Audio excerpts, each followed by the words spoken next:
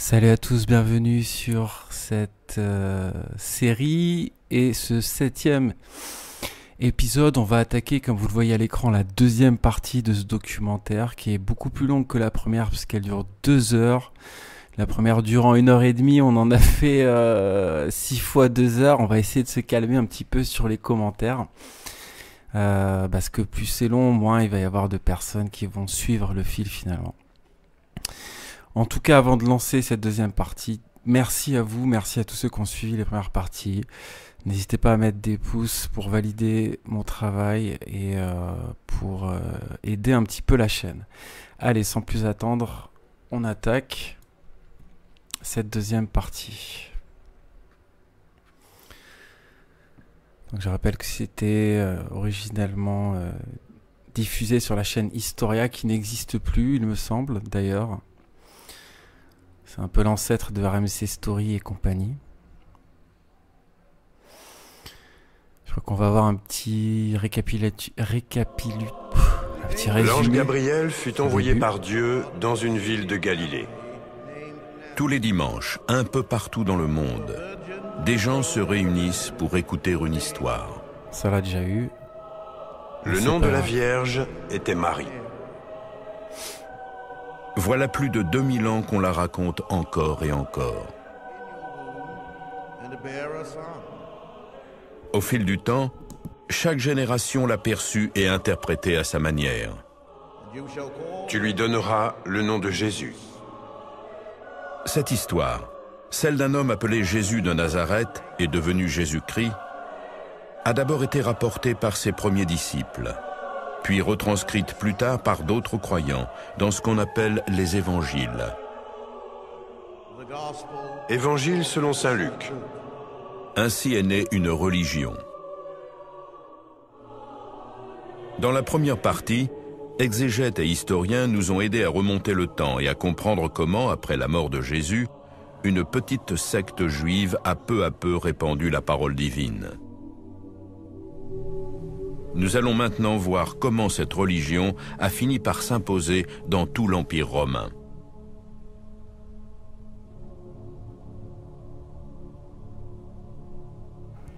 Ok, donc de toute façon, ce qui m'intéresse le plus étant vraiment les sources de ce christianisme, à la fois évidemment ce qui s'est produit pendant le ministère du Christ et les premières décennies dans la foulée, une période qui correspond à la rédaction des évangiles et des épîtres, hein, ou plutôt des épîtres puis des évangiles par ordre chronologique, même si les épîtres sont écrits donc sur une période assez vaste aussi, mais les premiers épîtres sont écrits avant les évangiles. Vraisemblablement, il y avait peut-être un évangile perdu à la base, mais c'est quand même peu probable et on peut penser que quand Paul nous parle d'un évangile dans ses épîtres, justement, y compris les premières, il nous parle d'une transmission orale. Hein, la fameuse source Q n'existe pas. La source Q, c'est probablement tout simplement le témoignage des apôtres du Christ, puis des apôtres tout court comme Paul et compagnie, Timothée et compagnie. Là donc on va rentrer dans une période que je pense être moins intéressante pour ce qu'on cherche à faire ici avec ces vidéos, c'est-à-dire vraiment aller aux sources, voir quels étaient les sacrements pratiqués, et on fera d'ailleurs le point à un moment donné sur cette histoire de jeûne. On va peut-être le faire maintenant puisque finalement là on va partir sur Masada, sur les années 60-70 comme on l'avait vu à la fin du dernier épisode. Et je vous avais promis de revenir sur ces histoires de jeûne tels qu'ils étaient pratiqués le mercredi et le vendredi par les premiers chrétiens, pour se différencier des juifs qui eux le pratiquaient le lundi et le jeudi. Donc avant d'attaquer et de revenir dans l'histoire, on va revenir sur cette histoire de jeûne. Alors, là, c'est un espèce de mode d'emploi, justement, de ce que faisaient les chrétiens de la Didaché, de la période de la Didaché, donc les chrétiens de la période apostolique, tout simplement, en tout cas certains. C'était donc un jeûne qui était pratiqué le mercredi et le vendredi. Il est important de comprendre le contexte spirituel et pratique de cette discipline telle qu'elle était observée dans les premières communautés chrétiennes. Il y avait donc un but spirituel. Le jeûne dans la Didaché 8.1 vise à renforcer la prière, favoriser la pénitence, cultiver l'humilité et se rapprocher de Dieu. Il s'agit d'une discipline spirituelle, pas seulement d'une privation physique. Donc c'était généralement les jours où on avait plus de temps à consacrer, où on devait consacrer plus de temps pour, petit 1, la pénitence, 2, la prière. La pénitence, c'est-à-dire demander pardon à Dieu pour ses péchés. Les mercredis et vendredis étaient choisis pour commémorer des moments clés de la vie du Christ. Selon certains, en tout cas, mercredi, trahison de Judas, vendredi, crucifixion, mais surtout pour se distinguer des jours de jeûne juifs qui étaient à l'époque le lundi et le jeudi, et probablement aussi les jours de jeûne pratiqués par les Nazaréens, donc les chrétiens judaïsants, toarisants.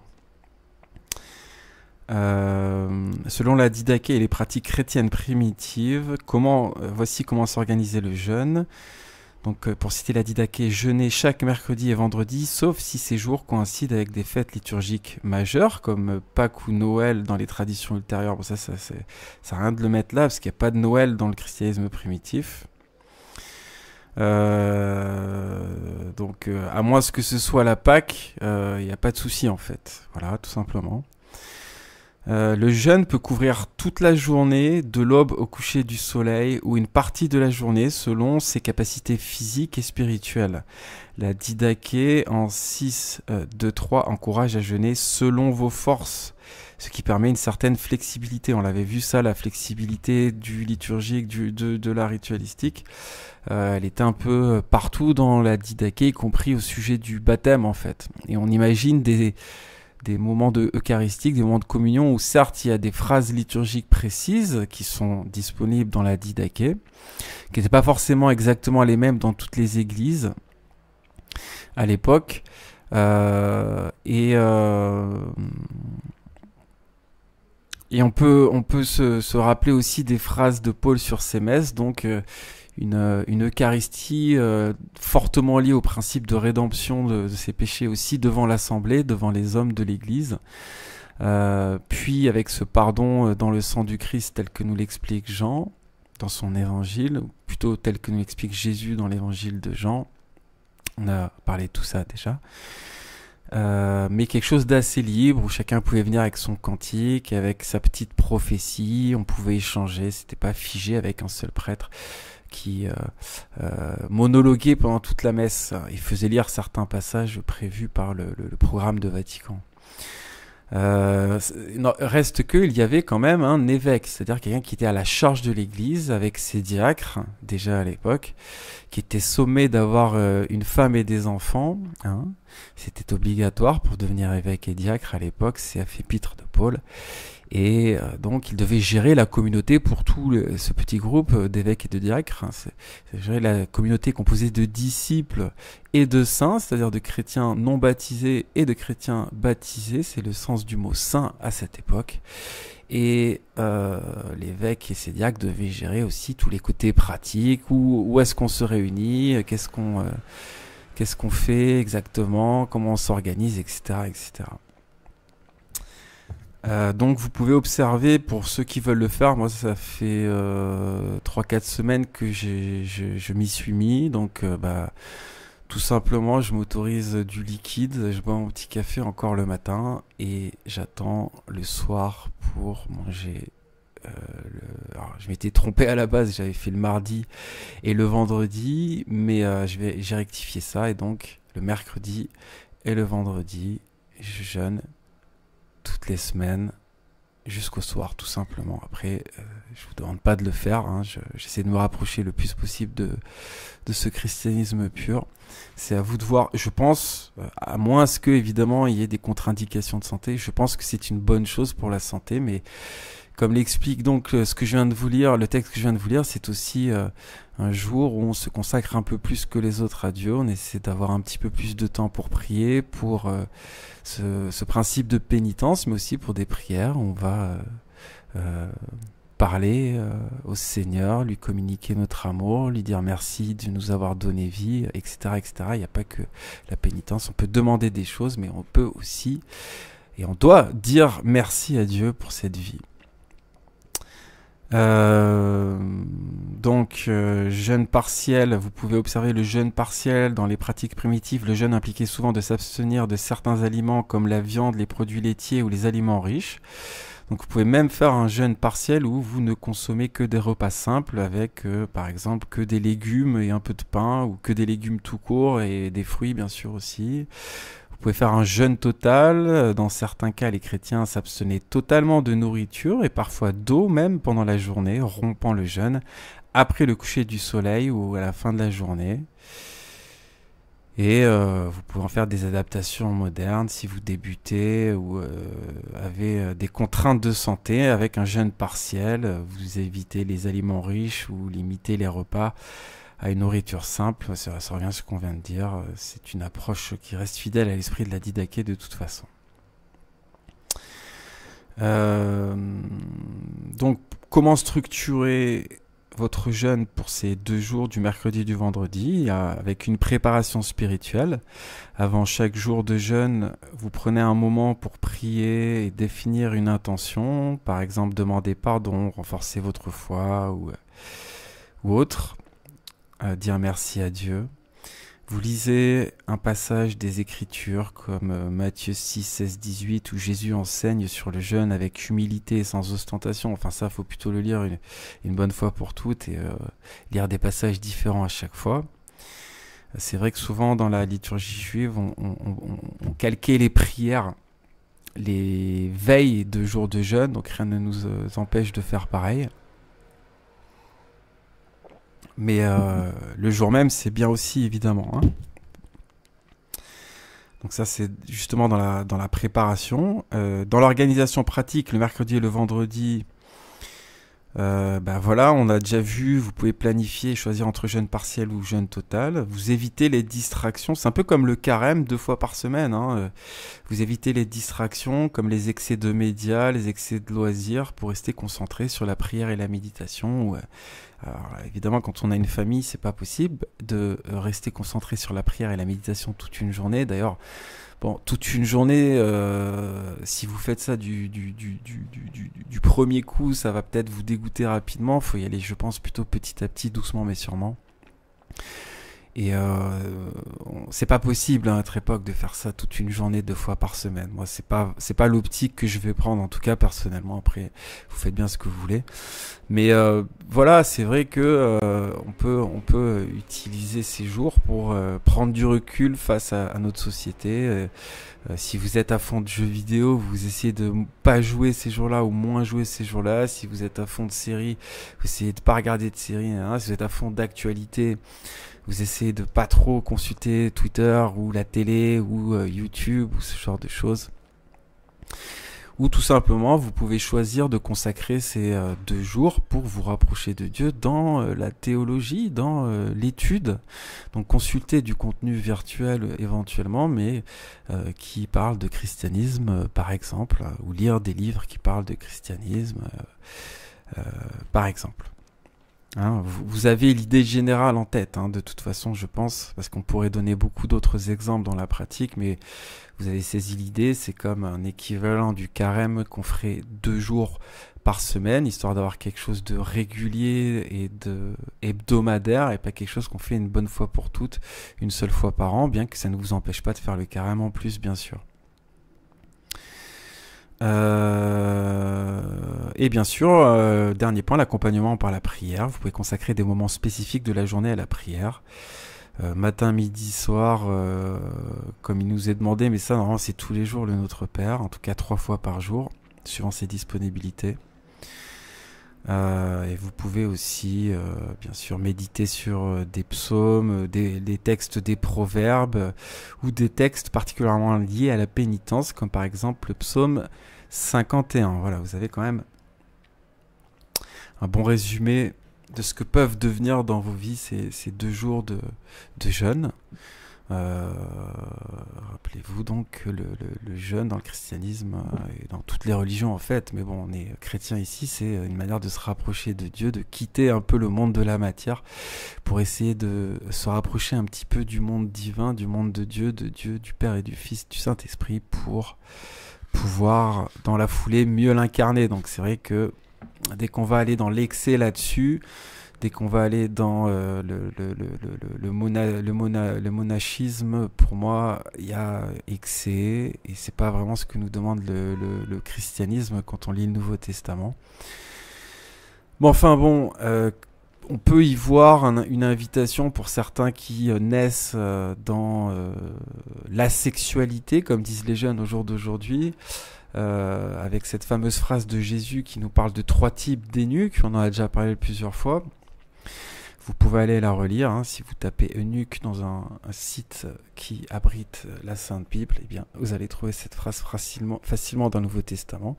Et effectivement, on nous parle d'énuques qui naissent comme ça spirituellement, qui sont donc nés pour être plus proches de Dieu que les autres. Donc personne ne vous force à ne pas devenir entre guillemets anachorète, on va dire, pour résumer, moine d'une certaine manière, à vous couper de certaines pratiques charnelles, matérielles, mais attention aux excès, hein, attention aux excès, parce qu'on l'a vu avec l'histoire de la mystique chrétienne depuis 1000 ans, il y a beaucoup de déviations mystiques qui partaient d'ordre monastique. Bon, alors c'est pendant les dernières 1000 années, donc avec une grosse influence de la Kabbale, hein, ça partait souvent d'ailleurs du nord-est de la France en ou autour de la Rhénanie, hein, là où s'étaient installés les diasporés khazars qui allaient devenir les piétistes juifs rhénans dès le 11e, 12e siècle. Mais il y a quand même des excès plus facilement à avoir. Parfois, on pense qu'on est destiné à cette vie, mais c'est parce qu'on a vécu une épreuve trop dure à digérer et qu'il faut juste du temps pour la digérer. On se dit, je veux plus de femme, c'est mort pour moi de fonder une famille, c'est mort pour moi de faire ci, c'est mort pour moi de trouver un travail ou je ne sais quoi. Est-ce que c'est vraiment ce que attend Dieu de vous, ou est-ce que vous êtes en train de passer une sale période, une période compliquée à cause d'épreuves de la vie? Je sais pas, peut-être que parfois on a juste besoin d'un moment de repli dans la vie et effectivement de se rapprocher de Dieu de manière privilégiée et avec beaucoup de temps consacré à Dieu avant de pouvoir, une fois purifié, regagner la vie et plus et mieux faire partie de cette vie par notre incarnation physique ici et maintenant, comme dirait Lenny Wedge, sur Terre, aider la société et fonder sa société, c'est-à-dire sa petite famille. Je vous laisse voir, c'est vous qui voyez, mais en tout cas, quand vous êtes trop dans le repli, est-ce que vous aidez vraiment le royaume de Dieu à s'installer, le retour du Christ, la parousie? Je sais pas. Voilà, personne n'est parfait après, bien sûr, mais que ça vous fasse à minima un peu réfléchir. Allez, on continue, on repart plutôt, c'est parti.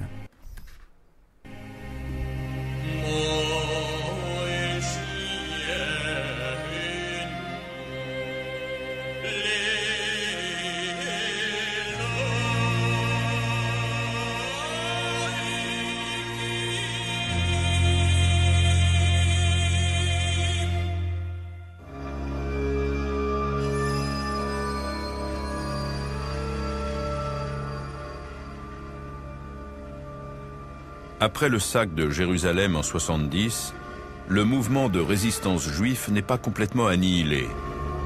Pendant 4 ans, les survivants poursuivent la lutte. L'historien juif Flavius Joseph a pris part au combat. Il fait le récit de ces événements.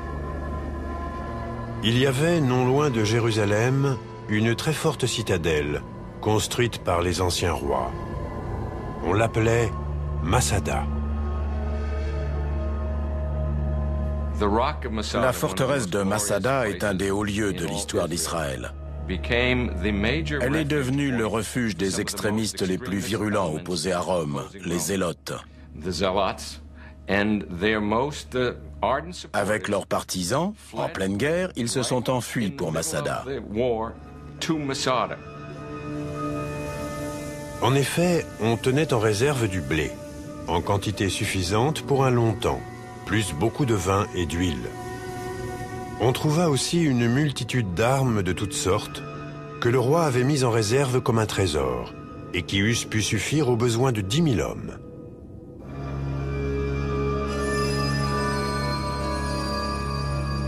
Depuis les hauteurs de Masada, les défenseurs dominent l'armée romaine qui les encercle. On distingue encore nettement le tracé de ces campements.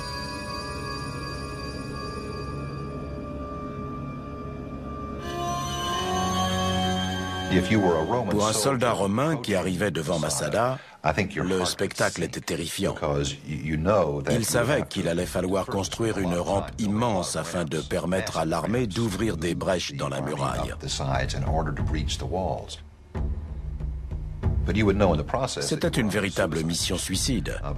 Les défenseurs de Masada bombardaient les assaillants avec toutes sortes de projectiles, ce qui a entraîné de lourdes pertes dans les rangs de l'armée romaine. Flavius Joseph décrit la fin du siège. Cependant, les Romains commencèrent l'assaut. Ils n'apercevaient aucun ennemi et voyaient de toutes parts une affreuse solitude et à l'intérieur un profond silence. Étrangement, quand les soldats sont enfin parvenus à l'intérieur des fortifications, ils n'ont pas été attaqués par les défenseurs de Masada parce que ces derniers s'étaient tous suicidés. D'après Flavius Joseph, les Zélotes ont préféré se donner la mort plutôt que de se rendre aux Romains. Mais les archéologues ont retrouvé dans les ruines très peu d'indices d'un suicide collectif. Alors, que s'est-il vraiment passé? Cela reste un mystère. Mais le récit de Flavius Joseph a fait de Masada le symbole d'un sacrifice suprême et d'une défaite glorieuse. Oui, enfin, pour retrouver des traces archéologiques d'un suicide qui s'est passé il y a 2000 ans, c'est bon les gars, hein. Toujours pareil, les archéologues, calmez-vous avec votre archéologie matérialiste. Effectivement, il faut des indices, et les indices parfois nous font effectuer des découvertes fondamentales. Maintenant là, vous allez un peu loin, je trouve, hein, mais bon.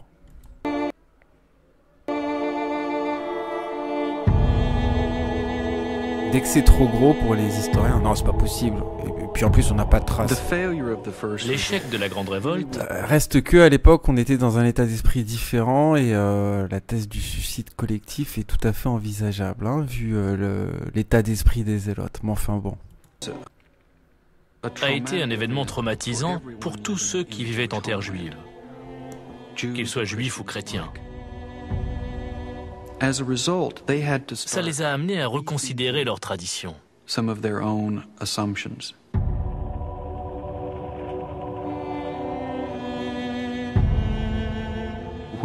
La destruction de Jérusalem a soulevé de nouvelles questions.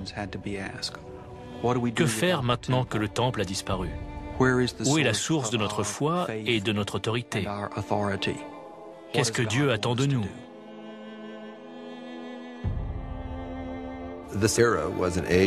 C'est une époque où le... Alors là, pour le coup, on s'écarte du sujet parce que cette histoire de destruction du temple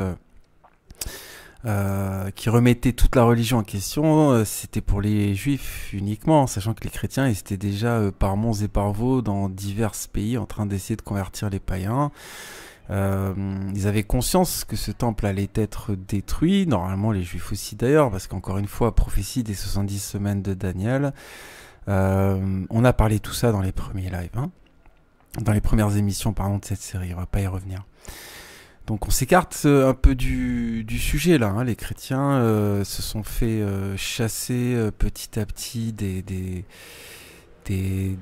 synagogues et je pense pas qu'ils allaient en tout cas au temple, quoique en vérité c'est vrai que les chrétiens qui restaient, qui étaient juifs d'origine, ont continué, je pense, d'aller au temple jusqu'au bout, puisqu'ils voulaient garder la plupart de leurs pratiques juives.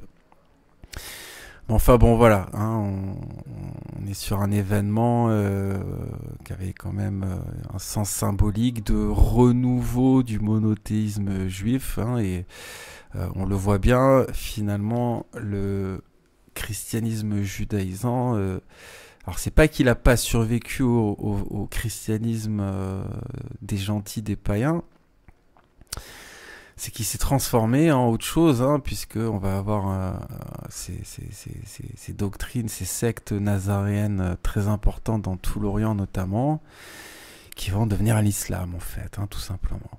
Donc, d'ailleurs, il va y avoir, quand les musulmans au 7e, il me semble, je sais plus si c'est 6e ou 7e siècle, vont conquérir 7e, hein, logiquement, c'est Jérusalem. Ils vont faire un temple qui est quand même un espèce d'équivalent dans leur tête à l'époque d'une reconstruction du 3e temple. Hein. Voilà. Ça, c'est Odon Lafontaine qui en parle pas mal sur base des travaux du père Marie Gallet. Donc ils en parleront mieux que moi de tout ça. C'est un peu les deux experts francophones là-dessus. Je vous laisse aller voir tout ça. Le christianisme et le judaïsme se redéfinissent. Elle marque l'émergence pour la première fois de l'histoire d'une communauté nouvelle, avec sa culture, sa littérature, sa pensée et son écriture. Une fois le temple détruit... détruit... Oui, mais c'est vrai qu'encore une fois, il faut quand même prendre du recul face à cette histoire de destruction du temple qui est prophétisée de toute façon, donc prévue, sans reconstruction dans la foulée d'ailleurs. C'est la fin d'une ère, c'est la fin des temps. Hein, la destruction du temple et la fin des temps, c'est un peu pareil. Et ça correspond à l'avènement du royaume de Dieu, c'est pareil aussi. Hein. Tout ça, on l'a vu en long, en large, en travers. Donc cette redéfinition du judaïsme qui devient christianisme, dès cette période, voilà, les années 40, 50, 60, dans la foulée de la mort du Christ, hein, tout simplement. Elle est au-dessus de tout ça déjà. Hein. Elle en fait fi, hein, si vous lisez les évangiles, les épîtres. Alors les épîtres, il n'en est même pas fait mention une seule fois, il me semble, de la destruction du temple, quel que soit l'épître. Il y en a qui sont écrits avant, il y en a qui sont écrits après 60-70. Et dans les évangiles qui sont probablement écrits à peu près à la même période, les premiers épîtres 40-50 jusque un peu plus tard, hein, bon. Y a des historiens qui se crêpent le chignon, donc je vais pas donner de date, 60, 70, 80, il y en a même qui vont plus loin pour les épîtres. Pareil pour les évangiles, juste ils les font commencer à chaque fois après la destruction du temple par Titus, parce qu'elle est prédite par Jésus, mais comme j'expliquais dans d'autres vidéos de cette série, cette destruction du temple, elle est déjà prédite dans Daniel, prophétie des 70 semaines que Jésus ne fait que reprendre ici finalement, dans les évangiles. Et c'est le seul moment où on nous parle et encore c'est symboliquement, sans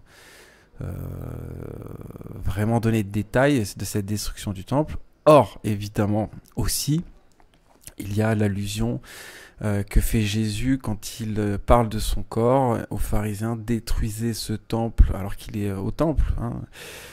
Il vient de chasser les marchands du temple et on lui dit mais tu te prends pour qui, frère, hein? Les pharisiens arrivent, mais tu te prends pour qui?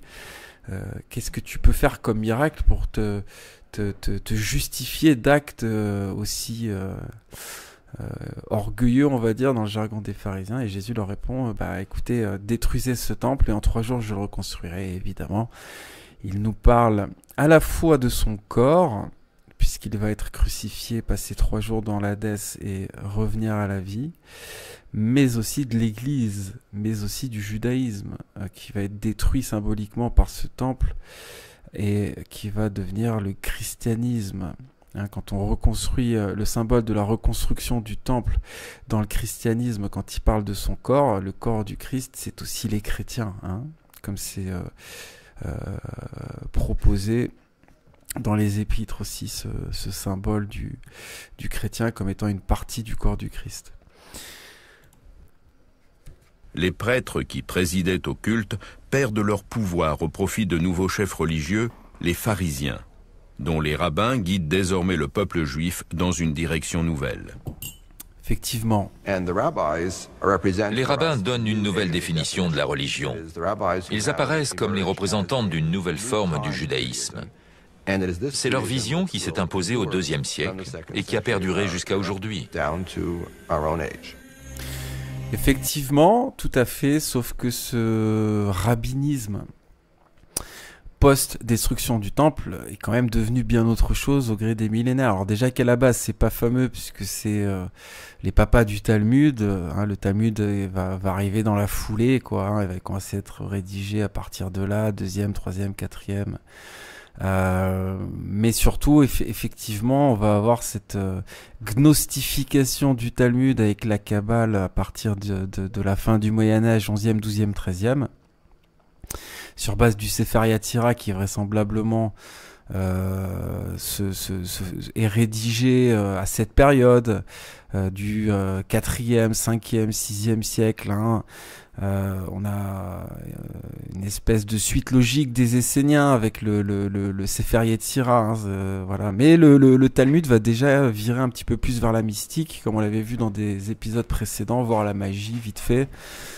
Donc ça commence déjà à s'écarter beaucoup du Tanakh, du Tanakh, comme disent justement les Juifs. Et on s'écarte vraiment beaucoup de la Torah, là. C'est-à-dire que on avait eu des prophètes avant Jésus qui rectifiaient ça, et puis avec Jésus, on a le rectificateur ultime du judaïsme qui met les points sur les i, qui accomplit la Torah, mais qui la purge de toutes ces scories, on pourrait dire quelque part, tous ces excès de traditionnalisme qui étaient déjà dus au pharisianisme et aussi aux sadducéens à l'époque. Mais après lui, pour ceux qui ne l'acceptent pas, c'est-à-dire tous les juifs non chrétiens, eh bien, on va commencer la lente déviation qui va donner à notre époque le sionisme machianique talmudo-kabbaliste. Il y a beaucoup de mots, mais ça décrit bien la force de pouvoir principale de notre époque. Et on voit le résultat, quand on comprend bien tout ce qu'elle tisse, tout ce qu'elle contrôle, tout ce qu'elle manipule depuis des siècles et des siècles. On voit qu'il y a souvent des génocides qui sont liés à ces projets, et qu'on est depuis la venue de l'Antichrist, c'est-à-dire depuis sa bataille de Séville pour moi au XVIIe siècle, dans ce principe pour les élites, pas pour les juifs, pour les élites, Khazar, dans ce principe de rédemption par le péché qui va quelque part devenir de pire en pire au gré des siècles jusqu'à un pic du mal que je situerais moi personnellement au XXe siècle, puisque on a vraiment des dizaines et des dizaines de millions de morts dans plein de pays différents, fin 19e en Inde, puis ailleurs, en Chine et compagnie, puis le communisme, le nazisme, tout ça est toujours lié à du Khazar dès qu'on fouille correctement. Et ça a fait, rien que le communisme, 90 millions de morts au XXe siècle. La Seconde Guerre mondiale, 60 millions de morts. La Première Guerre, plusieurs dizaines de millions de morts aussi. J'ai pas les chiffres en tête. Les bombes atomiques, etc. Bon, il y a vraiment un pic du mal qu'on n'a pas réussi, Dieu merci, encore à reproduire. Et on n'a pas réussi à faire pire encore. Même si c'est un peu dans les projets de ces gens-là, ils veulent vraiment tout détruire pour tout reconstruire, quelque part. C'est ce qu'ils font en permanence, avec leur principe de révolution d'ailleurs. Mais avec une insatisfaction permanente, tant qu'il n'y a pas de pouvoir total, tant que le cancer n'a pas gagné, il continue de se propager. Alors il faut qu'il va soit tout détruire et l'emporter quelque part à un moment donné, soit il va être soigné, soit ce démon, soit Satan va vraiment être terrassé par Dieu, comme on peut le lire dans la prophétie proposée dans l'Apocalypse de Jean. C'est ce qui va se passer, mais c'est pas des choses qui s'accomplissent en 2-3 semaines, 2-3 mois, 2-3 ans.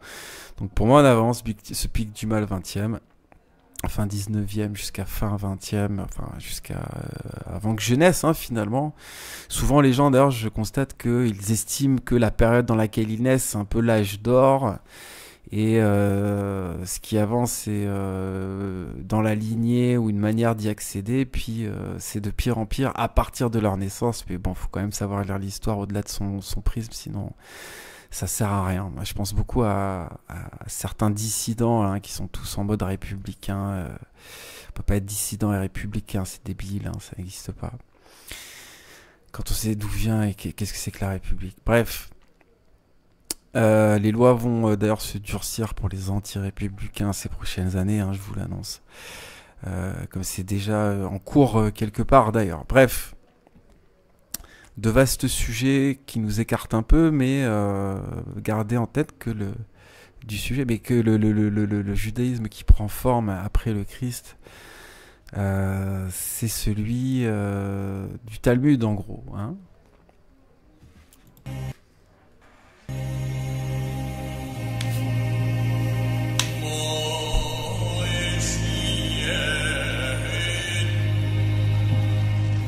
L'échec de la première guerre judéo-romaine provoque également une crise au sein du christianisme primitif, qui fait encore partie du judaïsme. L'avènement du royaume n'a pas eu lieu. Le Messie n'est pas venu. Les disciples de Jésus font face en retraçant la vie de celui qui était censé instaurer le nouveau royaume sur terre.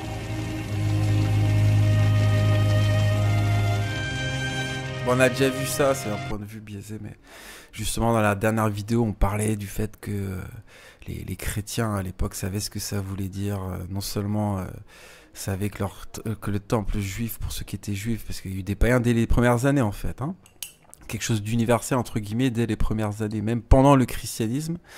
CF les évangiles, il y a déjà des païens convertis. Alors je parle pas des samaritains que je rangerai pas dans la case païen pour le coup. Mais ce fameux légionnaire, ce fameux centurion qui vient demander de l'aide pour sa fille, il me semble, et qui vénère Jésus-Christ. Hein. Jésus lui dit tu as plus de foi que beaucoup de juifs d'Israël. T'es un vrai juif, en gros, quelque sorte. Donc c'est universel dès le début. Les chrétiens savaient que le temple allait être détruit. Même si on parle pas des évangiles, puisque prophétie 70 semaines de Daniel. Et l'avènement du royaume de Dieu, bah, il savait que ça voulait dire que, et le retour du Messie, qu'on allait avoir une universalisation du christianisme. C'est pour ça qu'il travaillait à ça tous les jours. Hein, et l'ont fait sans relâche. Il n'y a pas vraiment, il me semble, d'indices historiques ou archéologiques ou scripturaires dans la Bible qui permettent d'avoir la même conclusion que celle qui vient d'être délivrée par le commentateur, là, en fait. Hein. La remise en question à cette époque, à cause de la destruction du temple chez les Juifs, oui, chez les Juifs chrétiens et les chrétiens anciens païens, je ne pense pas, en tout cas, pas pour les prophètes, les évêques et ceux qui avaient compris le principal, hein, que le royaume de Dieu, c'est une christianisation du monde qui est venue petit à petit, comme on le sait, pendant le millénium du Christ. Donc, ça s'est passé comme prévu, entre guillemets, tout simplement. C'est passé comme prophétisé. Il ne faut pas oublier que Jésus est mort aux environs de l'an 30. Sauf pour les littéralistes. Il devait y en avoir aussi. Il n'y a pas le moindre évangile de sa vie, jusqu'à après la révolte. Alors ça, durant toute cette période, ce qui date par ignorance des écrits de l'Ancien Testament, la rédaction des évangiles après la destruction du temple, parce qu'ils se disent mais c'est pas possible, on nous prédit la destruction du temple plusieurs fois dans les évangiles, donc c'est forcément écrit après, c'est bidon. Non, même si vous êtes athée, que vous pensez qu'on ne peut pas prophétiser ce genre d'événement, c'était déjà prophétisé avec un timing plus ou moins précis, avec la prophétie des 70 semaines de Daniel, à peu près 500 ans avant que ça se produise. Donc, non, en fait, les évangiles, ils sont écrits, ils commencent à être rédigés à une époque où les apôtres déclinent, décèdent parce qu'ils sont soit trop vieux, soit surtout martyrisés. Donc entre 40 et 60, on peut commencer à supposer on a commencé à rédiger les évangiles. On peut que supposer, de toute façon. Moi, je daterais aux alentours de 50-60. Et ça, c'est une erreur d'historien qui n'a pas lu la Bible, tout simplement. Il n'existe pratiquement pas de récit écrit. Dans le Nouveau Testament, le premier auteur est Paul. Et sa première lettre est datée de 50 ou 52, c'est-à-dire une vingtaine d'années après la mort de Jésus. Cependant, entre cet événement et la rédaction du premier évangile, celui de Marc, les chrétiens ont transmis oralement la tradition de Jésus. Oui, enfin, le premier évangile, c'est pas Marc, c'est Matthieu. Il y a beaucoup de choses qui le prouvent, notamment le fait que, par exemple, on demande précisément le Notre Père 3 fois par jour. C'est pas le cas dans Luc, l'autre évangile où on nous parle du Notre Père. Et on va retrouver ça dans la Didaché, qui probablement un écrit contemporain des épîtres, des évangiles de toute cette période, soit entre 40 et 60 pour la rédaction, en tout cas les premières versions de ces écrits. Matthieu qui va servir de base à tous les évangiles nazaréens, l'évangile des Ébionites, l'évangile des Hébreux et compagnie, donc ça prouve vraiment aussi ce point que c'est le premier évangile écrit. Le fait qu'il soit destiné aux Juifs alors que Marc est destiné aux païens d'Orient, très vraisemblablement prouve aussi que Matthieu est le premier, puisqu'évidemment il a fallu dans la lignée du Christ convertir d'abord les Juifs, etc., etc. Vous voyez, les historiens sont très catégoriques sur des éléments qui sont faux, dès qu'on étudie ça correctement. D'ailleurs aussi pour le premier épître de Paul après 50, je vais quand même vérifier. Parce qu'il me semblait que certains dataient ça plutôt parfois dans les années 40, dans la foulée du Concile de Jérusalem. Quoique de toute façon, le Concile de Jérusalem, c'est fin 40, donc bon, ça revient au même. La première épître de Paul aux Thessaloniciens, généralement considérée comme la plus ancienne des épîtres pauliniennes, est datée d'environ 50-52 après JC. Probablement écrite depuis Corinthe, les datations peuvent varier légèrement selon les érudits, mais c'est l'estimation la plus communément acceptée. Ok, très bien. Bon, pour le coup, cette histoire d'années 50 pour Paul, il a pas tort. Par contre, pour Marc, premier évangile, non, pas du tout. Et le début de sa phrase, j'ai oublié, moi j'ai déjà contredit ça. Et ce qu'il avait fait en racontant inlassablement toutes ces histoires.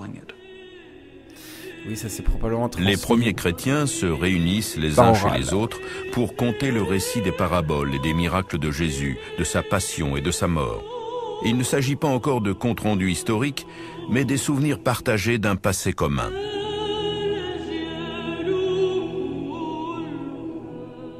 Les légendes, les mythes, les hymnes et les prières sont les moyens de transmission des traditions orales. Par exemple, il n'est pas impossible que la façon la plus ancienne de rapporter la passion et la mort de Jésus soit l'hymne que Paul cite dans son épître aux Philippiens. Mais reconnu à son aspect comme un homme, il s'est abaissé, devenant obéissant jusqu'à la mort sur une croix. Paul le cite au début des années 50 du 1er siècle. C'est un hymne qui était probablement chanté lors des rassemblements chrétiens 10 ou 20 ans plus tôt. C'est comme ça qu'on diffuse l'histoire au début. C'est tout à fait possible, là, par contre. Le fait qu'elle soit transmise sous la forme d'un hymne prouve qu'elle a été ancrée dans la pratique religieuse d'une communauté. C'est le tout début de la tradition orale.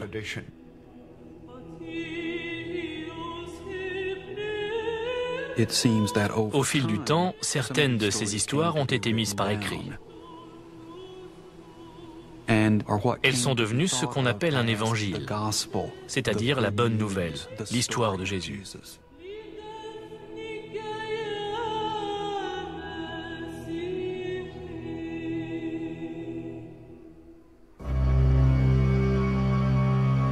Ok, d'accord. Commencement de l'évangile de Jésus-Christ, Fils de Dieu. Alors pour ceux qui font écouter sans voir, là on parle sur un chapitre qui s'appelle l'Évangile selon saint Marc, qui mettent en premier par erreur, mais enfin c'est l'erreur que tous les historiens actuels font depuis des décennies maintenant. D'ailleurs, si c'est le premier évangile dans vos Bibles, Matthieu, c'est parce qu'on a toujours cru que c'était le premier à avoir été écrit, et les historiens de cette époque qui ont constitué le canon sur plusieurs siècles avant qu'il soit figé,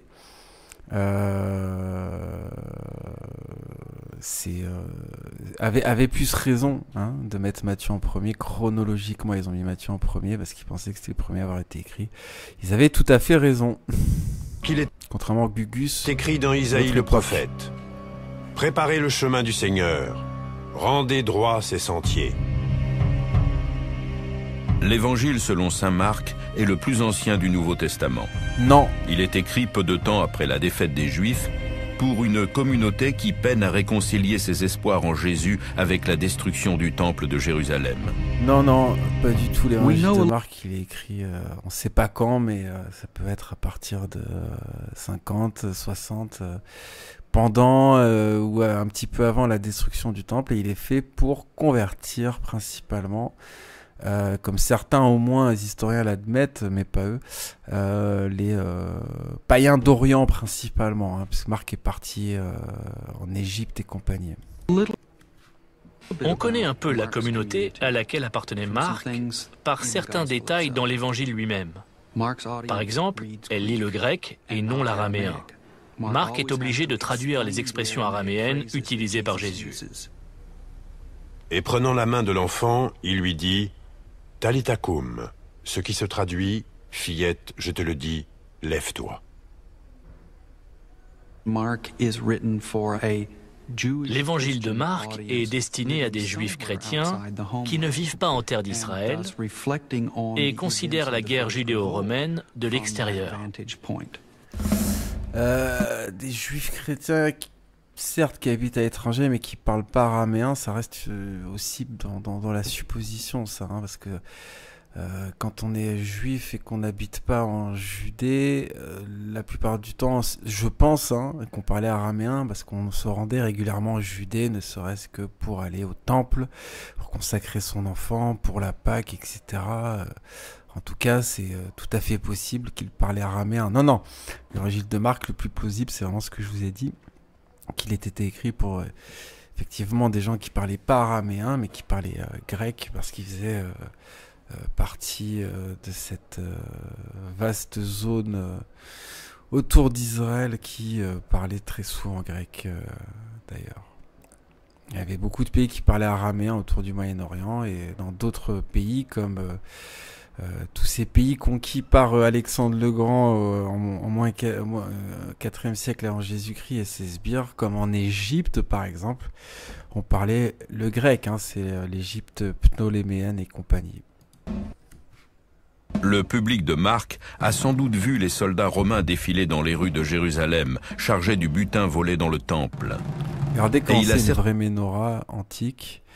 J'ai entendu le Rav Dinovitch dans une vidéo, encore lui, nous dire, oui, en vrai, à l'époque antique, nos menorahs étaient déjà en forme de V. Vous savez, quand au lieu de l'arrondir comme ça, vous mettez que des angles droits, du coup, ça fait un VVV, ça fait un 666, ça fait un 3 fois clou aussi, puisque V c'est clou, et ça signifie à la fois 666, à la fois les 3 clous de la crucifixion du Christ. On les retrouve dans le logo des Jésuites avec le soleil noir d'ailleurs. Et le mec explique, oui, mais les trucs qu'on a trouvés, c'est des trucs de Romains, de la période antique, ils nous ont humiliés, ils ont fait exprès de transformer nos menorahs en quelque chose d'arrondi, pour nous humilier. Il faut être taré pour gober ça, il faut être complètement taré. La menorah avec des angles droits, la menorah VVV, la menorah 666, la première fois qu'elle est constituée, c'est par Rachid de Troyes. Maïmonide va la confirmer. C'est tributaire de la culture khazare, de la culture ashkénaze. et surtout de son élite déviée antichrétienne. Après s'être fait défoncer la tronche, je parle des Khazars, par une alliance russo-byzantine, si on résume. Et à la base, une menorah, c'est comme ça en fait, que tu le veuilles ou non, Dinovitch, c'était pas du tout en VVV, c'est un truc d'Ashkénaze, c'est un truc de sataniste. Tellement été obligé d'utiliser les pièces de monnaie qui illustrent cette défaite terrible. Pour Marc, il existe clairement un lien entre la destruction du temple et la signification de la vie et la mort de Jésus. Dans le récit de Marc, Jésus a prédit que le temple serait détruit parce qu'il avait été profané. Dans l'évangile de Marc, Jésus est un adversaire du temple. Marc veut nous faire comprendre tous les évangiles, mais c'est pareil, les gars, ça sert à rien de parler de ça sans parler de la prophétie 70 semaines de Daniel. Si vous ne le faites pas, vous faites de la merde, en fait, les gars. Et ça, au cours de toutes ces vidéos, bon, je pense que je l'ai assez dit, donc je vais les laisser parler, on partira sur autre chose après. C'est pour cela que Jésus doit mourir et que Jérusalem doit être détruite.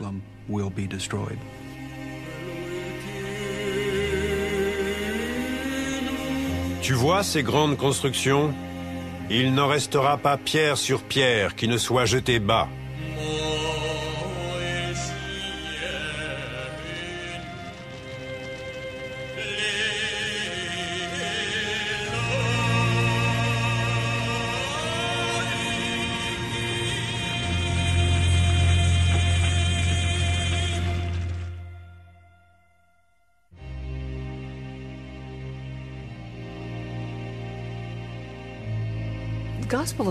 L'évangile de Marc est extraordinaire et assez curieux si on le lit indépendamment des autres. C'est l'histoire d'un enseignant de province venu d'on ne sait où et doté d'un pouvoir incroyable. Il guérit les gens, les exorcise, dit des choses étranges et osées et surprend tout le monde. Puis il leur dit « Pourquoi avez-vous peur ainsi? Comment n'avez-vous pas de foi ?» Alors ils furent saisis d'une grande crainte et ils se disaient les uns les autres « Qui est donc celui-ci pour que même le vent et les eaux lui obéissent ?» Marc est le premier à écrire la vie de Jésus. Il s'inspire d'éléments disparates de la tradition orale et de rares sources écrites primitives et les combine pour créer un récit nouveau.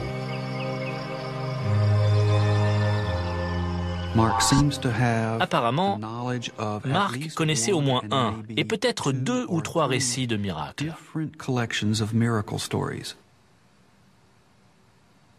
Le fait qu'il reprenne ces histoires dans ses propres écrits montre que dès le début, Jésus est considéré comme un faiseur de miracles.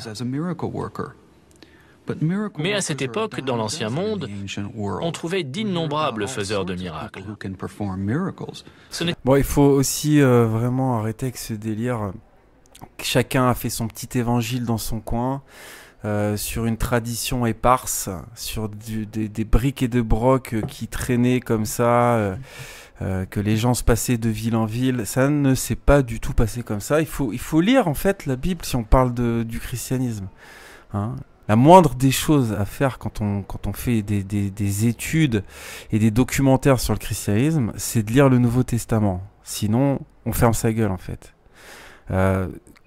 Ce corpus chrétien, cette assemblée du christianisme présente explicitement dans les épîtres des connexions entre tous ces gens, Luc, Marc, Matthieu, Pierre, Jean, Jacques, etc. Ils se connaissent, ils se rencontrent, ils discutent ensemble, ils mettent au point ensemble ces évangiles, ils travaillent à ce corpus oral et écrit ensemble, ils en délimitent les règles, ils en délimitent les dogmes, ils en définissent tout, ils définissent tout ensemble avec chacun une fonction précise C'est comme ça que ça s'est passé. C'est pas chacun dans son coin. J'ai entendu ça de Jésus, je vais faire ma petite popote. Ça va le faire, c'est cool. Non, non, non, non. C'est un même corpus qui est à la base de tous ces évangiles, avec chacun une fonction différente. Si on reste sur les évangiles, encore une fois, il y en a un qui était spécifiquement plus réservé à la conversion des Juifs, c'est celui de Matthieu, c'est le plus vieux. Marc qui concernerait certains païens d'Orient, notamment en Égypte. Luc qui serait plus dans une optique de convertir l'Empire romain, Rome, etc. Jean qui écrit un peu plus tardivement, qui va un peu plus loin dans la théologie, l'incarnation divine, etc., mais qui semble être plus réservé, comme l'Apocalypse d'ailleurs, à cette zone Grèce-Turquie. Et ce qu'il faut bien dire aussi, c'est que comme le christianisme lui-même intrinsèquement, dans tous ces évangiles, vous avez aussi une portée universelle. C'est-à-dire que les rédacteurs ont tout à fait conscience que ces évangiles vont très probablement devenir des références pour tous les peuples des nations. Ça, c'est perceptible aussi quand on les lit, ce caractère universel, où il y a à la fois un côté plus adaptatif à certaines zones à cette époque et une portée universelle et intemporelle pour toujours, hein, tout simplement. Donc ça m'énerve un peu ces points de vue d'historiens de la Bible qui n'ont pas lu la Bible. C'est pas ça qui le distinguait des autres. Chez Marc, ce qui distingue Jésus, c'est qu'il est un faiseur de miracles, un peu particulier. Peut-être pour ça aussi d'ailleurs que les 4 évangiles sont ultra ressemblants. Hein. C'est parce que ça part du même corpus, avec les mêmes témoins et disciples du Christ qui ont vécu avec lui. Il y a une petite disparité. On n'en a vu qu'une seule finalement sur des 10 heures d'émission avec cette histoire de marchand chassé du temple. C'est au début du ministère de Jésus dans Jean, alors que c'est à la fin dans les autres. Jean étant probablement le plus vieux évangile, en tout cas c'est ce que je pense aujourd'hui, mais c'est pas du tout fixe dans ma tête, parce qu'on en apprend tous les jours là-dessus, hein, je peux vous le dire, quand on fait des recherches du moins, ça tombe pas du ciel. On peut supposer que voilà, hein, il y a avec le temps certains éléments qui soient un petit peu malheureusement déformés inconsciemment, hein, sans volonté de nuire bien sûr. Ceci dit, on verra ça quand on aura des réponses plus probantes sur cette histoire, et gardez en tête que si ces 4 évangiles représentent il y a de différences avec Jean, hein, c'est pas exactement le même jour pour la scène, etc., mais à un jour près si tu veux, donc qu'est-ce que ça change dans le fond? Pas grand chose. Les 3 synoptiques sont quand même, je veux dire, on dirait que c'est 3 films différents qui parlent d'un personnage de manière totalement différente, alors qu'il y a 95% de similitudes entre ces 3 évangiles. Pour moi, l'évangile le plus différent d'ailleurs, c'est plutôt Luc, qui n'est pas différent du tout des autres, mais qui a beaucoup de paraboles en plus, il me semble, par rapport à tous les autres. Voilà. Mais ils ont toutes leurs spécialités, leurs caractéristiques. Luc avec beaucoup plus de choses sur Marie au début. Matthieu avec l'exode en Égypte, beaucoup de rappels de l'Ancien Testament et beaucoup de choses, d'éléments qui semblent plus être ici pour convertir des Juifs, comme ces histoires de on va pas abolir la Torah mais l'accomplir, qu'on retrouve pas dans les autres. Enfin, ils ont toutes leurs spécificités, et on peut aussi supposer que effectivement il y a des choses qui sont dans certains, parce que à un moment donné, quand ce corpus se constitue, c'est pas tout le temps les mêmes personnes dans la même pièce en train d'écrire les 4 évangiles ou les 3 évangiles synoptiques en même temps, évidemment. Donc parfois on se rappelle d'un truc, telle personne interrogée se rappelle d'un élément, et ailleurs on va pas forcément s'en rappeler, mais il y a vraiment un contexte où ces gens-là ont traîné ensemble sur des années, en gros, hein, si vous préférez. Vous pouvez vous confirmer tout ça en lisant les épîtres, en lisant les références nominatives, notamment de Paul, et c'est assez clair, hein, que tous ces gens-là étaient connectés physiquement sur des longues périodes, ou par lettres, hein, voilà, c'est un même corpus. En une occasion, il doit s'y prendre à 2 reprises, et une autre fois, il échoue complètement.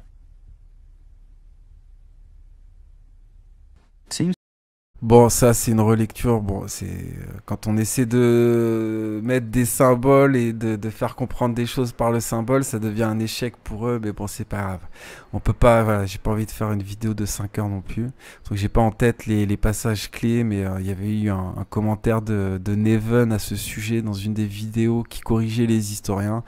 Je vous invite à les lire. Je sais plus, c'était l'épisode 2, 3, 4 ou 5, mais allez lire ça. Souvent, ils s'emballent un petit peu, les historiens, sur les erreurs qu'ils pensent avoir trouvées. L'évangile de Marc ne manque pas de souligner qu'il est bien plus qu'un simple faiseur de miracles. Dans cet évangile, Jésus apparaît comme un personnage étrange et assez énigmatique. Il est mystérieux. Parfois, il empêche sciemment les gens de comprendre qui il est. Et il leur disait, à ceux qui sont dehors, tout arrive en parabole, afin qu'ils aient beau regarder et ils ne voient pas, qu'ils aient beau entendre et ils ne comprennent pas. En fait, cette histoire de personnage mystérieux qui veut pas vraiment dire qui il est, ou dans Marc, on décrit un personnage mystérieux. Je vais me contenter de lire la première phrase de l'évangile de Marc. Voici le commencement de l'évangile de Jésus-Christ, Fils de Dieu, conformément à ce qui est écrit dans les prophètes. Hein? Jésus-Christ, Fils de Dieu, dès la première ligne, bon voilà, tout est dit. En fait, Jésus, dans tous les évangiles, il fait comprendre qu'il est le Fils de Dieu et qu'il est une incarnation divine. Il y a l'épisode de la transfiguration dans les 3 synoptiques, ou 2 synoptiques, il me semble, en tout cas, c'est pas dans Jean.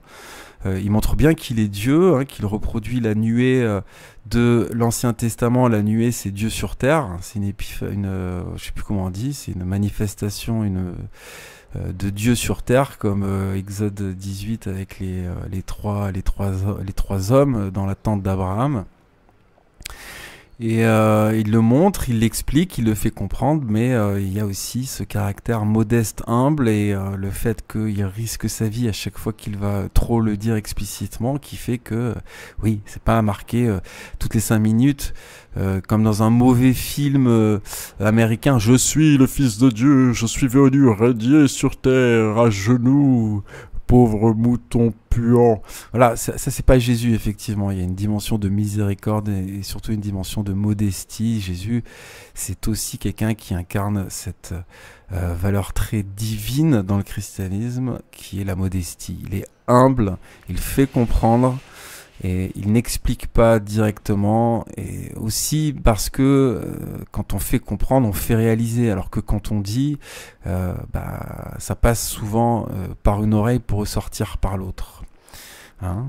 Mais ça, de toute façon, ce procédé de faire comprendre par plein de choses, y compris donc l'épisode de la transfiguration, mais de nombreux textes, de nombreux dialogues de Jésus, que c'est le Fils de Dieu, c'est dans les 3 synoptiques, c'est dans les 4 évangiles en fait, Coco, et dans toutes dans les épîtres aussi. Donc ça sert à rien de faire une différence sur Marc là-dessus. Elle n'existe pas.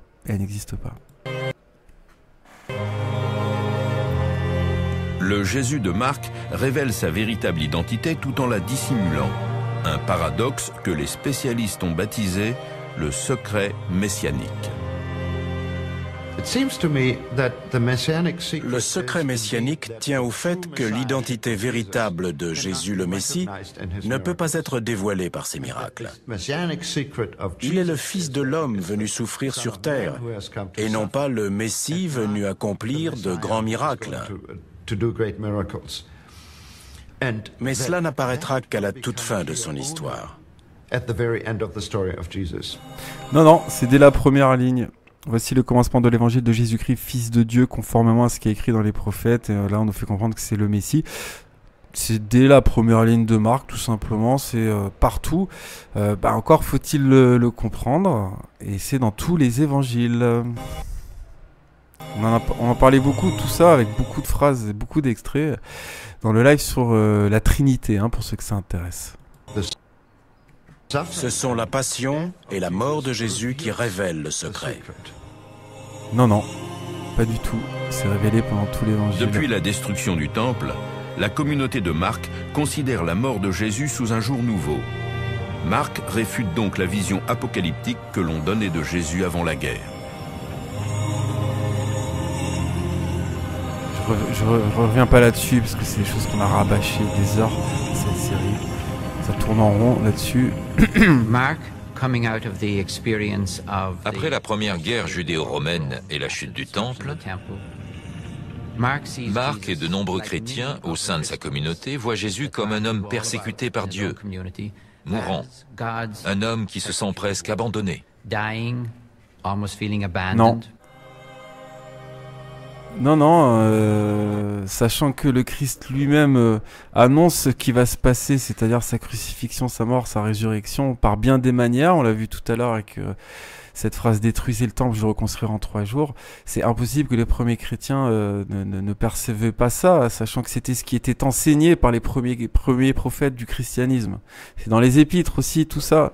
Vous dites des conneries, les gars.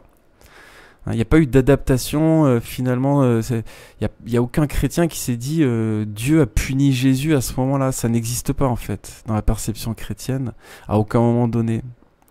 Hein? Et on va tellement bien comprendre tout ça qu'on va finir par comprendre que c'est carrément une incarnation de Dieu, Dieu fait homme, qui vient souffrir pour nous et se sacrifier pour nous, en bout de compte. Voilà, donc dès les débuts du christianisme, c'est sous-entendu, comme la Trinité est sous-entendue, quand on nous dit dans tous les évangiles qu'il faut baptiser au nom du Père, du Fils, du Saint-Esprit. Tout ça reprend le concept trinitaire de Dieu déjà présent dans l'Ancien Testament. On l'a vu dans le live sur la Trinité. Je pense que de toute façon, le live sur la Trinité, il est important de l'écouter pour bien comprendre tout ça aussi. Je pourrais pas faire mieux que ce live. J'avais bien bûché. Je vous cache pas que j'avais bien bûché pour le faire. Donc ne vous fiez pas à ces gens qui disent des bêtises, qui font des suppositions, qui sortent de leur chapeau. Et leur chapeau, il sent mauvais. C'est un chapeau de mensonge.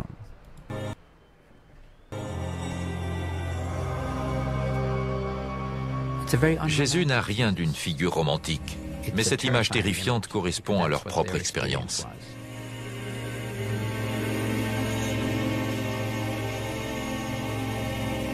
Quand il fut la 6e heure, l'obscurité se fit sur la terre entière jusqu'à la 9e heure.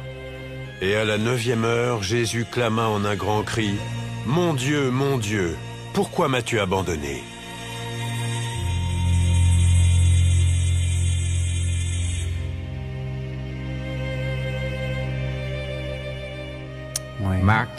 Marc nous dit que Jésus est mort dans de grandes souffrances, sous les moqueries de la foule. En fait, il décrit ce que beaucoup de gens ont subi après l'an 70. Pour eux, c'était une consolation de savoir que Jésus avait connu le même sort et s'était senti abandonné par Dieu.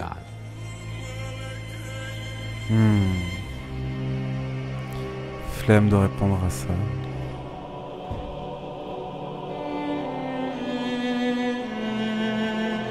Pour moi, c'est écrit avant 70 d'ailleurs. Ça n'a pas vraiment de sens. Dans l'évangile original de Marc, le corps de Jésus est déposé dans une tombe. Quand la tombe est rouverte, sa dépouille a disparu. Marc termine sur l'image d'une tombe vide et l'attente du retour de Jésus. Il finit avec un Jésus absent, car c'est ce que sa communauté a vécu au moment des persécutions. Mais arrête avec les persécutions qui sont probablement passées après la rédaction des 3 synoptiques. Ça commence à me chauffer les oreilles. Bon, après c'est toujours pareil, on va pas rabâcher les mêmes choses pour expliquer pourquoi ils ont tort sur ce topic. On l'a déjà fait 50 fois, ne serait-ce qu'aujourd'hui déjà. Hein, il suffit de lire la Bible encore une fois pour se rendre compte, le Nouveau Testament, pour se rendre compte que c'est pas du tout ce point de vue qui est proposé dans le cadre de la destruction du temple. Il n'y a pas d'analogie avec la crucifixion, il n'y a pas... Non, c'est admis que c'est symbole avant tout de nouvelle ère et donc d'installation du royaume de Dieu au travers d'une nouvelle religion qui sera le christianisme, que ça symbolise pour un chrétien avant et après que ça soit arrivé, la destruction du temple prédite à la fois par Jésus et par Daniel. D'accord ? Je pense que normalement vous avez compris avec le nombre de fois où je l'ai répété sur 10 heures. Mais ensuite, personne n'a accepté une telle fin. Matthieu, Luc et Jean l'ont changé. Les scribes ont même transformé l'évangile de Marc en adaptant sa fin. Mais l'image de cette tombe vide est la façon de Marc de terminer l'histoire. Alors, il raconte n'importe quoi, genre Marc serait... En fait, quand on part d'un faux postulat, tout devient faux dans la foulée. Marc n'étant pas le premier évangile à avoir été écrit, là il en fait la source Q, la source modèle pour tous les autres évangiles, ce qui est faux, on l'a expliqué tout à l'heure. Ce qu'il y a avec Marc, c'est que les plus vieilles sources qu'on a, ou en tout cas, je sais plus c'est quoi l'histoire qui a permis aux historiens de se rendre compte de ça. Effectivement, apparemment, l'évangile de Marc finit de manière juste très abrupte, avec la tombe qui est vide et des témoins de la tombe qui est vide qui ont peur. Je vais essayer de vous retrouver là où s'arrêterait initialement l'évangile de Marc, parce que c'est précisé normalement dans les Bibles.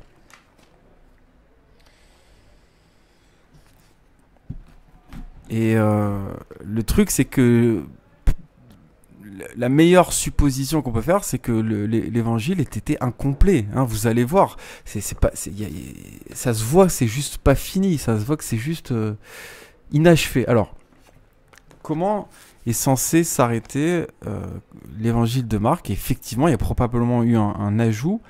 Lorsque le Shabbat fut passé, Marie de Magdala, Marie la mère de Jacques et Salomé achetèrent des aromates afin d'aller embaumer Jésus, Jésus qui est mort et qui est dans le tombeau. Le dimanche, elles se rendirent au tombeau de grand matin, au lever du soleil. Elles se disaient entre elles, « Qui nous roulera la pierre qui ferme l'entrée du tombeau ?» Mais quand elles levèrent les yeux, elles s'aperçurent que la pierre qui était très grande avait été roulée. Elles pénétrèrent dans le tombeau, virent un jeune homme assis à droite, habillé d'une robe blanche, et elles furent épouvantées. Il leur dit « N'ayez pas peur, vous cherchez Jésus de Nazareth, celui qui a été crucifié. Il est ressuscité, il n'est pas ici. Voici l'endroit où on l'avait déposé. Mais allez dire à ses disciples et à Pierre qu'il vous précède en Galilée, c'est là que vous le verrez comme il vous l'a dit. » Elles sortirent du tombeau et s'enfuirent, toutes tremblantes et bouleversées, et elles ne dirent rien à personne, car elles étaient effrayées. Fin de l'évangile de Marc. Normalement. Donc à ceci, il va y avoir 2 paragraphes qui vont être rajoutés. Ressuscité le dimanche matin, Jésus apparut d'abord à Marie de Magdala dont il avait chassé 7 démons. Elle partit l'annoncer à ceux qui avaient été avec lui et qui étaient tristes et pleuraient. Mais quand ils entendirent qu'il était vivant et qu'elle l'avait vu, elles ne la crurent pas. Après cela, il apparut sous une autre forme à 2 d'entre eux qui se rendaient à la campagne. Eux aussi revinrent l'annoncer aux autres qui ne le crurent pas non plus. Enfin, il apparut aux 11 pendant qu'ils étaient à table et il leur reprocha leur incrédulité et la dureté de leur cœur parce qu'ils n'avaient pas cru ceux qu'il avait vus ressusciter. Puis il leur dit, allez dans le monde entier, proclamez la bonne nouvelle à toute la création. Celui qui croira et qui sera baptisé sera sauvé, mais celui qui ne croira pas sera condamné. Voici les signes qui accompagneront ceux qui auront cru. En mon nom, ils pourront chasser les démons, parler de nouvelles langues, attraper des serpents, et s'ils boivent un breuvage mortel, celui-ci ne leur fera aucun mal. Ils poseront les mains sur les malades et ceux-ci seront guéris. Après leur avoir parlé, le Seigneur fut enlevé au ciel et il s'assit à la droite de Dieu. Quant à eux, ils s'en allèrent prêcher partout. Le Seigneur travaillait avec eux et confirmait la parole par les signes qui l'accompagnaient. Bon, célèbre finale de Marc. Avec une phrase apprise par beaucoup de chrétiens, et c'est une très belle phrase, oui, qui est tout à fait une bonne idée de l'apprendre par cœur. On peut partir dans toutes les suppositions. Moi, la mienne, c'est tout simplement que l'évangile de Marc, il est inachevé parce que Marc, il se fait trucider, en fait. Dans un contexte où, voilà, pour moi, on est dans les années 50-60 pour tout ça, tout ce contexte de rédaction du Nouveau Testament, épîtres et évangiles inclus, avec d'abord certains épîtres vers les années 50 et puis probablement les évangiles dans la foulée, fin 50, mi-50, années 60. En tout cas, avant la destruction du Second Temple en 70. On rappelle là que les chrétiens évangélisateurs de peuple des nations des Goïms sont donc plus en Judée, et c'est le cas de Marc, vraisemblablement en Égypte à cette période. Et il y a des persécutions déjà de chrétiens par l'Empire romain, partout dans l'Empire romain en fait. Donc c'est précisément à cette période que Paul va se faire martyriser, tuer, appelez ça comme vous voulez, Pierre aussi, Jacques c'est un peu avant, voilà, hein, c'est dans les années 50-60 que tous les apôtres décèdent, donc c'est pas du tout exclu que Marc, qui est rangé dans la catégorie apôtre aussi, puisqu'il a connu des gens qui ont connu le Christ, et qu'il a traîné avec eux des années, s'est fait assassiner, trucider, martyriser, là où il était, peu importe d'ailleurs pour le coup, hein, c'était dans tout l'Empire romain. Et après, un corpus chrétien a repris l'évangile pour le compléter en réalisant tout simplement qu'il n'avait pas été complété parce que Marc s'est fait martyriser. Voilà, ça restera ma théorie parce que le truc qui s'arrête en mode... je vais relire la phrase. Elle ne dit rien à personne car elles étaient effrayées. Tu peux pas finir l'évangile comme ça, c'est débile. Et ça fait aucun sens. Hein ? On voit bien que c'est inachevé. Hein ? Bon, voilà. Donc tout ce que vient de dire ce monsieur, c'est des pures supputations qui partent sur cette grosse erreur moderne, contemporaine, devrais-je dire, que l'évangile de Marc est le premier à être rédigé et aurait servi de modèle. Or, on voit bien que après, on a des évangiles, pour moi, qui sont écrits plus ou moins en même temps, mais Matthieu... d'ailleurs, Marc, il est dicté de Pierre, hein, c'est peut-être la mort de Pierre qui a fait arrêter la rédaction de l'évangile de Marc, sachant que Pierre va être assassiné à la même période que Paul, probablement, et encore ça se discute, à Rome, dans les années 60, début des années 60, avant, hein, encore une fois, la destruction du temple. Donc, on le sait ça, hein, que Marc, il est dicté par Pierre. Je pense que c'est admis normalement de tous les historiens sérieux du Nouveau Testament. Donc forcément, c'est avant 70, hein, puisque Pierre, c'est avant 70 qui va disparaître. Donc il y a des erreurs, encore et toujours. Bon voilà, on va continuer parce que sinon c'est des heures et des heures sur des choses qu'on a déjà vues ensemble. Les derniers mots de l'évangile original sont « et elles étaient terrifiées ». Voilà, on a déjà vu ça à l'instant. Mais ce ne serait pas une bonne nouvelle s'il n'y avait aucun espoir à la fin de cette histoire très sombre. Il est juste inachevé, c'est tout. Si cette conclusion décourageante et très angoissante était la fin. Au-delà, il y a le mystère divin de la révélation à venir. Et je pense que c'est cet espoir qui séduit les croyants.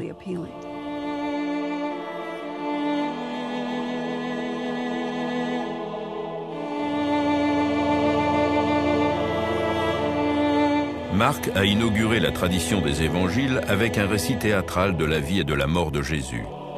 Les évangélistes plus tardifs la perpétuent en s'inspirant de son texte. Faux. Chez Matthieu et Luc, l'évangile de Marc sert de fondement à leur narration. Le texte de Marc, 16 chapitres au total, est entièrement incorporé dans leurs deux évangiles. Matthieu et Luc reprennent Marc. C'est pour ça que les trois évangiles sont appelés synoptiques. On peut les appréhender ensemble. Les exégètes ont admis que l'évangile de Marc avait été utilisé par Matthieu et Luc.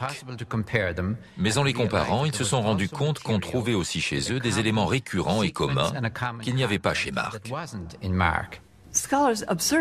Les spécialistes ont remarqué que chez Matthieu, certaines citations de Jésus étaient les mêmes que chez Luc. En grec, le texte est exactement le même. Mais Jésus parlait araméen. Si vous et moi devions traduire de l'araméen chacun de notre côté, le résultat serait différent. Oui, bien sûr. Bon, il commence à me saouler. En fait, si vous voulez, un des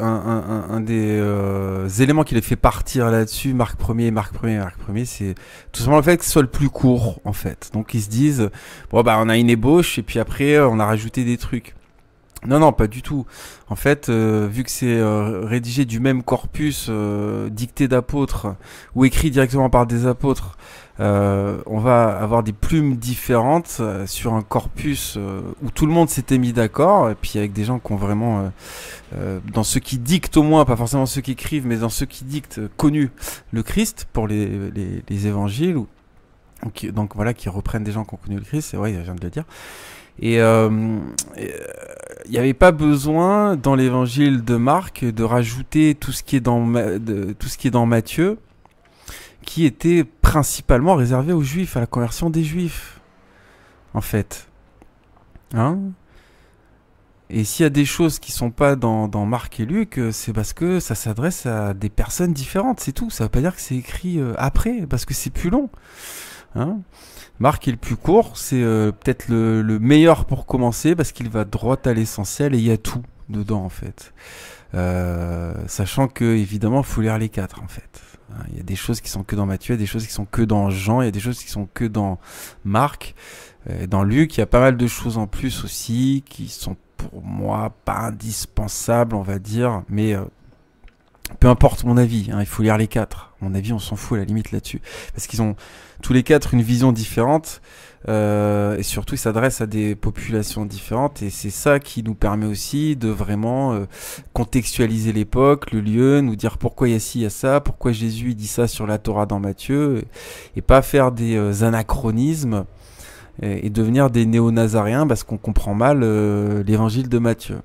Bref, Marc, soi-disant le plus vieux parce que c'est le plus court, ça fait aucun sens. C'est juste, il était composé pour des personnes où il fallait aller droit à l'essentiel et il n'y avait pas besoin de rajouter plein de paraboles et plein de lignes comme dans Luc pour les Romains très raffinés. Il n'y avait pas besoin de rajouter toutes ces choses sur la Torah pour convertir les Juifs comme dans Matthieu. Et on s'adressait à des gens peut-être un peu plus rustres, des païens d'Orient que ce qu'on pouvait trouver à Rome ou à Jérusalem, on va dire. Hein? Quant à l'évangile de Jean, encore une fois, c'est assez à part là-dessus, puisqu'il va plus loin dans la théologie de la Trinité et surtout de l'incarnation divine, en reprenant d'ailleurs le début de la Genèse.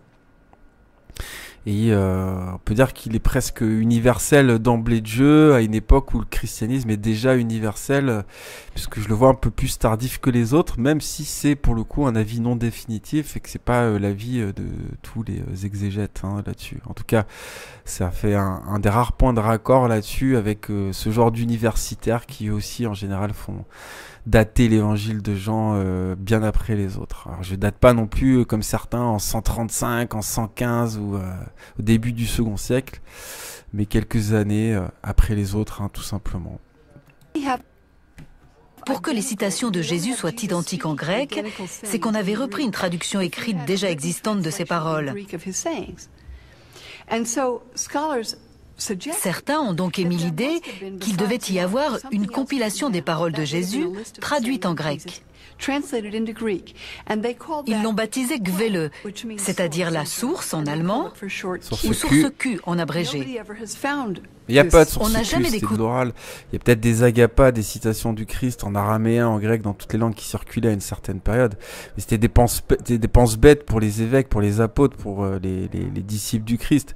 On dirait vraiment que c'est des ouvrages qui ont été constitués de briques et de brocs et où tout lien de transmission avec le Christ sont fictifs, mythiques, et qu'il n'y a aucun apôtre ou aucun disciple qui a vraiment connu le Christ, qui a participé à l'élaboration de ce corpus écrit qui est le Nouveau Testament. C'est débile. C'est pas comme ça que ça s'est passé très vraisemblablement. Si on lit l'intégralité du Nouveau Testament, il y a quand même beaucoup de preuves qui attestent qu'on a un corpus de gens qui ont vraiment connu le Christ à la base de tous les évangiles. C'est pas un truc ouais, j'ai trouvé ça, c'était les phrases du Christ, venez on tape une histoire derrière avec ce que j'ai entendu ailleurs vite fait à l'oral. Non, c'est pas comme ça que ça s'est passé. Vers cette fameuse source écrite, mais on a pu la reconstituer parce qu'on suppose qu'elle a existé. On n'a rien reconstitué, il n'y a pas de reconstitution de la source Q, tu racontes n'importe quoi avec ta... Bon allez, on va pas faire de blagues sur le physique. La source Quelle a été rédigée avant la première guerre judéo-romaine. Elle présentait probablement Jésus comme une figure apocalyptique, l'image du Messie que Marc s'est senti obligé de changer.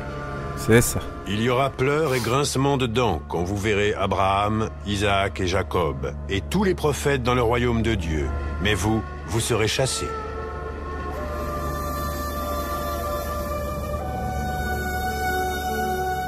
Mais Jésus apparaît aussi comme un personnage complexe, qui parfois se montre plein de sagesse. Parfois alors. Considérez les lys, et voyez comme ils croissent. Ils ne travaillent ni ne filent, et pourtant, je vous dis que même Salomon... La source Q ne raconte pas l'histoire de la vie et la mort de Jésus. Elle ne contient que des citations et donne de lui une approche différente. Bon, montre-moi la source Q. Et montre-moi comment tu l'as constituée si tu en as une. Je vous invite à chercher, essayer de télécharger la source Q, essayer de la lire. Ça n'existe pas. Hein. Après, ce qu'ils sont tapés leur petite délire en se disant ça, à mon avis, c'est plus vieux. Bah déjà, on voit que vous datez mal la chronologie des évangiles. Donc, votre source Q, si elle existe, vous pouvez vous la foutre dans le...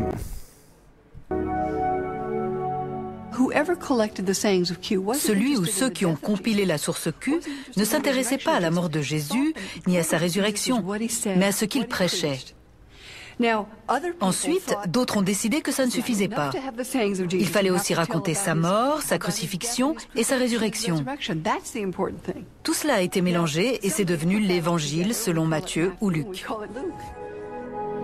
Ben voyons. Bienheureux, vous, les pauvres. C'est vrai, ça, on en a rien à fiche en tant que chrétien de la crucifixion du Christ. Pourquoi l'intégrer dans les...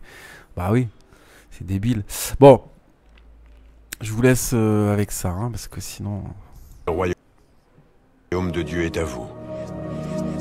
Bienheureux, vous qui avez faim, car vous serez rassasiés. Je rappelle qu'on peut voir aussi d'ailleurs des prédictions, des prophéties de la crucifixion dans Ésaïe 53, dans... J'allais vous citer le psaume, mais j'ai oublié le numéro, ils m'ont brisé les os, ils sont en bas, ils volent mes vêtements, etc. Donc là aussi, bon, je sais pas, hein, ça me paraît quand même hasardeux ce point de vue. On avait une source Q avec juste les enseignements spirituels, juste des paraboles et rien de biographique, et encore moins sur la crucifixion qui est un élément ultra important de la vie du Christ et du symbole, du mythe, qui soit vrai. Hein, attention, mythe, ça veut pas forcément dire que c'est faux, hein, dans ce cadre-là en tout cas. Bref. Hein, vous pouvez enlever le mot mythe, hein, de la crucifixion du Christ tout court. Moi, ça me paraît hasardeux vu le corpus de l'Ancien Testament, mais bon, écoutez. La source Q a probablement été écrite en Palestine. Il faut vraiment relire Ésaïe 53. Les exégètes divergent sur l'endroit où les évangiles de Marc, Matthieu, Luc et Jean ont été rédigés. Éloignés sur le plan géographique, ils datent aussi d'époques différentes. À plusieurs dizaines d'années d'intervalle, les 4 hommes ont composé leur évangile pour de petites communautés indépendantes qui développaient chacune sa vision de Jésus. Oui, ils ont fait ça pour des églises de 40 personnes, c'est tout, bien sûr. Bon, c'est pas sérieux, hein. On a déjà expliqué tout ça. Bon, allez. Basta pour aujourd'hui. Ils m'ont trop fatigué avec Marc. Toutes leurs supputations débilos. On va pas partir sur Matthieu en entier maintenant. Ça fera un épisode un peu plus court que tous les autres, 1h30 à peu près. Ouais, surtout que j'ai enregistré celui d'avant le même jour, donc ça fait 4 heures de... Ça fait 4 heures d'erreur dans la tronche un peu, parce qu'il y a beaucoup de points où ils sont pas très sérieux finalement, ou plutôt ils disent ce que le conseil, ils vont là où on veut qu'ils aillent. Moi, je sais pas si c'est bien conjugué, je suis fatigué. Mais rappelez-vous de la fin de l'épisode précédent, on avait Dinovic qui arrivait en 1 minute 30 à nous résumer toutes les inepties que ces historiens ultra diplômés avaient exposées pendant des heures. On en arrivait à se dire, bon ben du coup, il y a quand même un point de vue très acidique sur la vie de Jésus par les historiens modernes qui peut-être est à questionner, hein, et pour moi, tout ce qui nous est partagé ici, ça va toujours délégitimer le message du Christ qui est dans le Nouveau Testament, avec des inepties comme oui, à la base il n'y avait pas la crucifixion. Oui, forcément, si tu parles des Agrippa, je crois que ça s'appelle comme ça, ou de ces fameuses phrases du Christ qui étaient écrites pour qu'on s'en rappelle bien au mot près. Ça n'a pas empêché sur les traductions qu'il y ait des petites disparités d'ailleurs, comme il l'expliquait. Ça, c'est pas un problème. C'était pas un évangile justement, hein. C'était histoire d'avoir vraiment les vraies phrases en tête, sachant que t'as pas besoin forcément d'écrire à la virgule près. Il s'est fait juger, martyrisé, fouetté, puis crucifié. Quand tu l'as vu, tu t'en rappelles assez pour le raconter correctement, même 10 ans, 20 ans après. Donc c'est pas la même limonade qu'un enseignement direct. Et je pense que ces Agrippa, ils servaient donc de base aux évangélisations orales des apôtres, de Pierre, de Jean, de Jacques, de Paul, et que donc c'était ajouté avec le récit oral de la vie du Christ, y compris de sa crucifixion. Il suffit de lire, ça parle de crucifixion, et vraiment ça met le point là-dessus de manière importante dès les premières épîtres de Paul en fait. C'est pour ça qu'on est obligé de les contredire. C'est faux ce que vous dites. Dès les premiers épîtres de Paul, on parle de la vie du Christ, on parle de l'épisode de la crucifixion, on parle de la croix, on parle de la résurrection, et c'est des critères primordiaux qui font intrinsèquement partie du christianisme dès que le christianisme existe. Vos théories, Marc, il n'en avait pas parlé à la base, on a rajouté ci, on a rajouté ça, ou je sais pas quoi, ça n'existe pas avant les évangiles, et on l'a rajouté à partir des évangiles, et pour eux les évangiles c'est assez tardif en plus, genre vers 70 pour les premiers.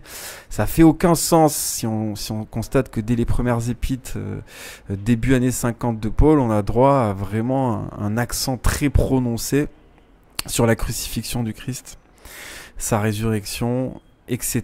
Que ça fait vraiment à partie de la foi chrétienne pour Paul, et que si on n'est pas là-dedans, on n'est pas chrétien d'ailleurs selon Paul, hein. Donc théorie débile, ça fait pas partie à la base du christianisme, la crucifixion. On en a honte au début, on pense que c'est Dieu qui punit parce que Jésus reprend une phrase d'un psaume, hein, dans un des multiples rappels à l'Ancien Testament que propose Jésus et les évangiles quand ils décrivent la vie de Jésus.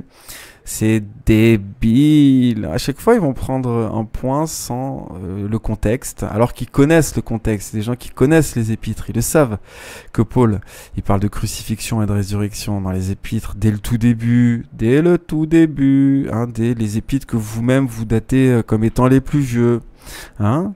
Donc voilà. Ça fait aucun sens de dire qu'un évangile qui est pour vous écrit 20 ans ou 10 ans après, plutôt 20 d'ailleurs pour eux, les premiers épîtres de Paul auraient rajouté cette histoire de crucifixion et de croix. C'est débile. Bref, ça m'énerve, je vais arrêter de radoter. Merci d'avoir écouté cet épisode. On continuera donc avec l'évangile de Matthieu pour le prochain épisode. On a déjà parlé un petit peu aujourd'hui. N'hésitez pas à mettre un petit pouce si vous avez appris des choses, si vous voulez valoriser cette chaîne, et on reparlera de tout ça la prochaine fois. Que son règne vienne, soyez bénis, très bonne fin de journée, de soirée, et pensez si vous pouvez, si vous voulez nous rendre service, à faire des petites prières pour Marie-Hélène et pour Jean-Yves aussi. C'est deux personnes de nos entourages proches qui sont malades et qui ont besoin de vos prières, de rémission au nom du Christ uniquement, évidemment, hein, bien sûr, s'il vous plaît, hein, je vous remercie d'avance pour ceux qui auront le temps, et soyez tous bénis. À très bientôt les amis.